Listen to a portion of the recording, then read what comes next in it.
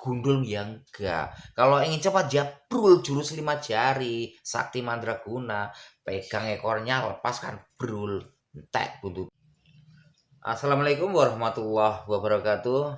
Berjumpa kembali dengan saya Mbah Motar yang Gendeng di channel IMMBF MBL Rio dalam keadaan sehat walafiat insya Allah. Oke sobatku semuanya, selamat siang, salam sejahtera untuk kita semuanya. Hum swastiastu, namo buddhaya, salam kebajikan. Oke sobatku semuanya, untuk siang hari ini saya akan mencoba membahas permasalahan di Kicomania, yaitu permasalahan yang sedikit rumit tapi sangat sangat berpengaruh untuk momongan kita ini. Permasalahan apa itu? Oke, simak terus video saya, jangan di skip, tonton terus. Karena setelah ini saya akan membahas permasalahan tersebut.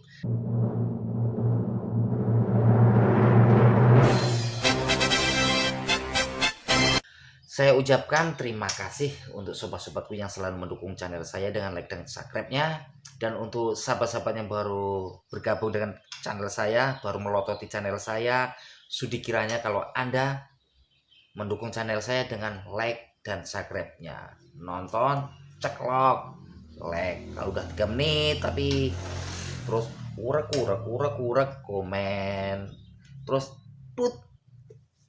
padamkan itu yang merah, jadikan hitam ya, subscribe.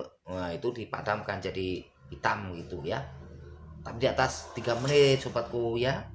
Oke, kita lanjutkan pembahasannya. Gagal mabung, sering kita mendengar istilah itu ya, gagal mabung. Namun untuk rawatannya yang akan saya bahas ini, sebelum saya bahas akan saya ungkap dulu apa itu gagal mabung. Gagal mabung ciri-cirinya ya, biasanya setelah bulu kasar dan bulu halus itu rontok dalam jangka waktu 1-2 minggu atau lebih. Kalau masih 1-2 minggu masih belum dikategorikan gagal mabung ya Om Bro. Kalau di atas 2 minggu, 20 hari, 1 bulan tidak ada yang rontok lagi bulu, nah itu bisa dikategorikan gagal mabung. Tapi kalau cuma 1 hari, 2 hari, sampai 1 minggu nggak ada yang rontok, itu belum bisa dikategorikan gagal mabung ya Om Bro. Lanjutkan terus perawatannya. Nah, rawatan apa yang saya terapkan? Nanti dulu. Saya bahas ini dulu ya, rawatannya nanti. Makanya tonton terus. Ciri-ciri yang udah saya ungkapkan tersebut, kadang banyak yang gagal paham. Dia merawat burunya baru 1 hari, 2 hari, nggak ada yang rontok bulunya, udah dibilang gagal mabung. Sabar.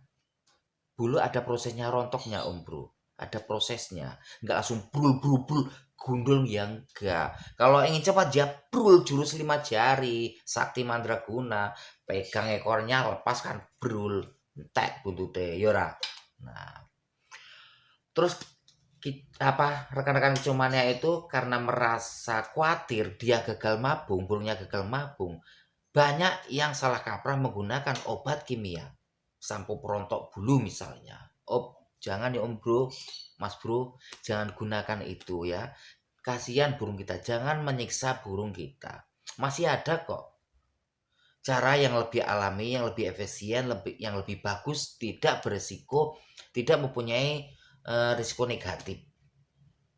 Terus apa cara saya? Akan saya ulas, tonton terus, ikuti saya terus. Oke, jangan kemana-mana, tetap di IMMBF MBL Rio Makslu.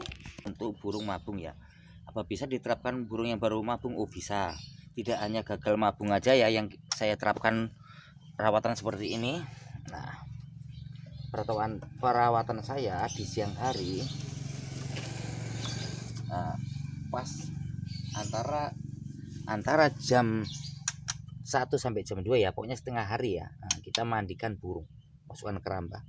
Tapi apa hanya itu? Oh tidak bosku, ada air yang saya khusus mandikan untuk si gosip ini. Nah, ini si gosip mabung. Oke, simak ya. Kita masukkan dulu dalam keramba. Yuk, masuk. Oke, nah ini bulunya pada rontok sobat. Oke, nanti kita bersihkan. Biarkan dia mandi dulu sobatku. Saya tinggal dulu untuk membersihkan sangkarnya. Baru nanti saya uraikan apa rawatan saya.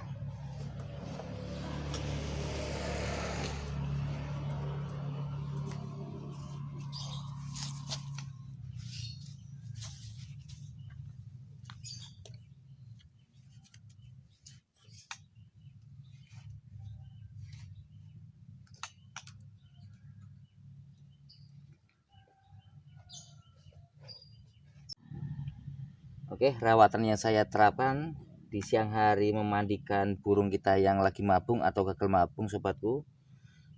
Burung saya semprot dengan air cucian beras. Oke, sambil nunggu dia mandi, saya siapkan dulu air cucian berasnya dulu ya sobat. Ya ini sobatku, udah saya siapkan air cucian beras ya. Air cucian beras pagi tadi. Ini air cucian beras yang pertama ya sobatku. Nah, langsung kita tuang ke sini ke sprayer.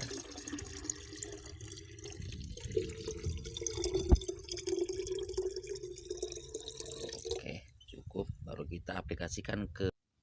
Oke sobatku, ini air cucian beras yang pertama yang tadi saya siapkan akan saya semprotkan ke burung ini ya, untuk memandikannya. Kenapa harus cucian beras bro? Nah, air cucian beras ini khasiatnya salah satunya ya, dia meresap ke pori-pori, terus melonggarkan bulu sobatku, tidak merusak badan ya. Nah, secara logika aja ya, burung perkutut dia tidak basah dengan air. Hanya dengan air cucian beras inilah bulu burung perkutut bisa basah. Nah, itu logikanya. Tapi kalau menggunakan obat kimia ya sobatku, dia sangat gimana ya, ada efek negatifnya ya, yang pasti itu pasti. Oke, kita lakukan saja penyemprotannya. Nah, penyemprotan ini kita lakukan waktu siang hari ya, memandikannya ya. Cukup 1 kali saja bosku. Tapi kalau yang rada bandel ya sampai 2 atau 3 kali ya. Nah, untuk memandikannya cukup kita lakukan seminggu 2 kali ya. Seminggu 2 kali aja. Namun apabila bulu kasar udah mulai tumbuh seperti bulu sayap, bulu ekor, saya sarankan tidak menggunakan air cucian beras. Karena kenapa? Air cucian beras ini merusak lapisan pelindung bulu. Zat lilinnya akan rusak terkena air cucian beras ini. Makanya bulu akan mudah basah dan akan menyerap ke pori-porinya. Sebenarnya bulu pun tidak rusak, cuma kan nanti kalau bulu baru sayang ya mas bro, kalau setiap mandi dia akan nampak lepek dan basah gitu bulunya. Nah, kita sebutkan seperti ini.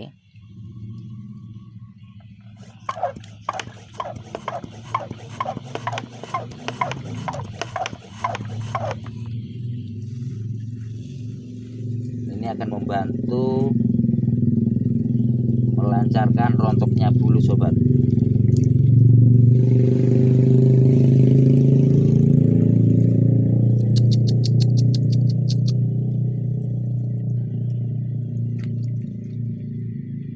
Terus setelah kita semprot, kita mandikan seperti ini, jangan diangin-anginkan ya dulu ya sobat. Nah, nanti akan saya kasih tahu bagaimana caranya.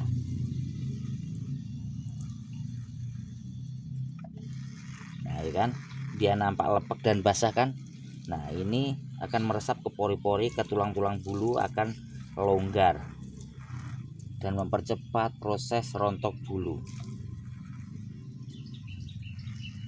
Ya, biar dulu dia. Selain itu sobatku, tetap jaga kebersihan sangkarnya ya, jangan sampai kotoran yang menumpuk akan menimbulkan amonia dan mengganggu kesehatan burung kita sobatku.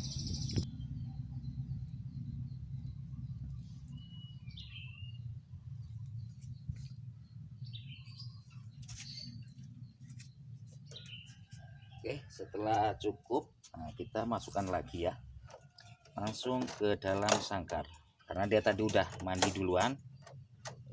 Nah, oke sobatku, setelah kita semprot dengan air cucian beras, langsung kita masukkan ke dalam sangkar ya. Jangan diangin-anginkan dulu seperti yang saya bilang tadi, langsung masukkan sangkar terus kita kerodong. Nah, kenapa langsung dikerodong bro? Kenapa tidak nunggu kering dulu, diangin-anginkan dulu? Nah gini, teori saya begini, ketika bulu basah, air cucian beras tadi meresap ke lubang pori-pori, terus dikerodong dalam keadaan cuaca panas di tengah hari seperti ini, otomatis suhu udara kan panas, sumuk kalau orang Jawa bilang kan, gerah. Nah disitulah dia akan gebes. Ngerti gebes enggak? Nah itu gebes namanya, menggerakkan badan dan sayapnya untuk mengeringkan air yang lengket di bulunya. Dengan air cucian beras yang meresap ke lubang pori-pori tadi dan massa bulu yang sedikit berat karena dia basah karena air cucian beras dan dipakai gebes, maka dia akan cepat membantu proses melepaskan bulu rontok sendiri gitu loh Om Bro, karena udah pori-porinya longgar, batang bulunya udah kemasukan air tadi meresap sedikit longgar, bulu berat tuh kayak nah gitu dia cepat rontok gitu loh Mas Bro. Oke, kita kerodong. Nah, untuk EF-nya apa? Mbah, EF-nya sangat mudah. Gak reno-reno. Cukup kerutu, bosku. Nah, pembeliannya gimana? Ya siang ini saya kasih, pagi nggak saya kasih. Terus jangkrik kasih nggak? Nah, untuk gagal mabung atau seperti ini, saya tidak menggunakan jangkrik. Saya fokus ke kerutu. Kalau ulat Hongkong, saya nggak pernah pakai ulat Hongkong. Tapi kalau ada mau nyoba ya monggo. Nah, gitu aja. Nah, saya menggunakan kerutu, saya kasihkan. Campuran kerutu apa? Bisa mineral atau kalsium. Nah, untuk merontokkan bulu saya tidak menggunakan itu dulu. Saya fokus ke kerutu murni. Nanti setelah bulu-bulu besar itu mulai tumbuh, baru saya menggunakan kroto dicampur dengan mineral dan kalsium, baru menggunakan jangkrik. Air minum saya gunakan vitamin B kompleks. Itu sobatku. Oke, cukup jelas kan? Ini enggak jelas takono. Oke, saya kasih dulu app-nya. Pantesan kamu untuk latihan udah nggak maksimal, rupanya mau mabung ya.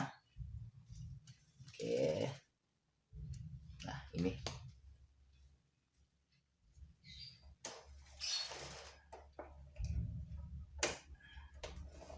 Oke, dalam keadaan basah langsung kita kerodong dan kita simpan, sobat.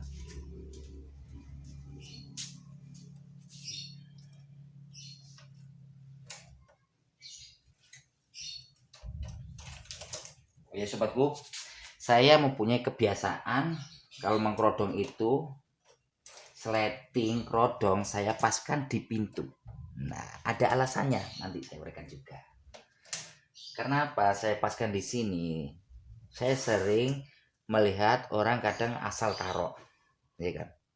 Nah, kalau kerodongnya sempit, terus pintunya mudah longgar, kalau sangkar bulat jarang terjadi ya. Yang sering terjadi itu di sangkar petak, sangkar kotak, seperti sangkar kacer dan lain-lain.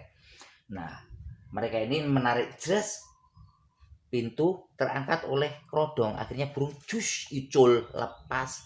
Maka dari itu saya selalu membiasakan sleting ini di depan pintu. Dan saya begini melepasnya. Saya di depan pintu itu untuk melepaskan kerodong mengangkatnya. Itu kebiasaan saya untuk menjaga hal-hal yang tidak diinginkan. Oke sobatku semuanya, cukup sekian ulasan untuk di siang hari ini. Semoga membantu sahabat-sahabatku semuanya. Assalamualaikum warahmatullahi wabarakatuh. Salam kicomania, salam ternak nganti mana, maju alon-alon, mundur diganjel. Salam.